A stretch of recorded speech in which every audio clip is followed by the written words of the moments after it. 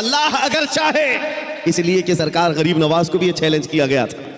آپ کو ایک پجاری نے کہا تھا، وہ آگ جلائے بیٹھا تھا، غریب نواز نے کہا کہ ذرا اس میں ہاتھ ڈال دو، جس کی عبادت کرتے ہو یہ تو تمہارا خدا ہے۔ اس نے کہا اس میں ہاتھ کیسے ڈالیں گے، یہ تو جلائے گی۔ کہا جس کی عبادت کرتے ہو وہ خود تم کو جلائے گی۔ کتنے سالوں سے عبادت کر رہے ہو؟ کہا میرے باپ دادا سب اسی کی عبادت کرتے آئے، ہم اس آگ کو بجھنے نہیں دیتے۔ کہا پھر ہاتھ ڈالو۔ اس پجاری نے کہا کیسی بیوقوفی کی باتیں ہیں، آگ کا کام ہے جلانا، یہ منطق کے ساتھ ہمارے ساتھ کھیل نہ کرو، ہمیں گمراہ نہ کرو، کیا تم ڈال سکتے ہو؟ سرکار غریب نواز نے کہا میں تو اس کی عبادت نہیں کرتا، لیکن جس کی پیدا کی ہوئی اس کی عبادت کرتا ہوں، آگ کا مالک اللہ ہے۔ تو اس نے کہا تو چلو ٹھیک ہے، تم ہی ڈال دو، تم ہی ڈال دو۔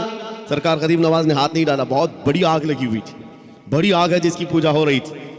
اس پنڈت کی گود میں ایک چھوٹا سا بچہ تھا، سال بھر کا، 1.5 سال کا۔ اس کی گود سے بچے کو لے لیا اور آگ میں چلے گئے، اندر چلے گئے۔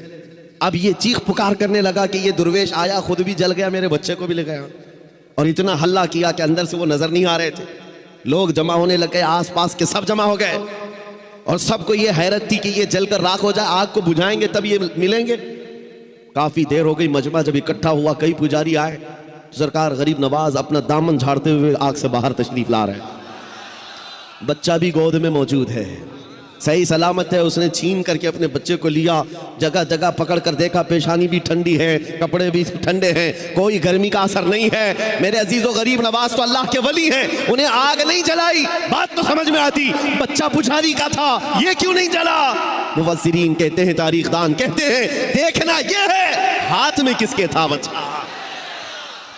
اسی لیے ہم کہتے ہیں خواجہ کا دامن، غوث کا دامن، ارے جہاں ہاتھ لگ جائے اس پر آگ نہیں لگتی۔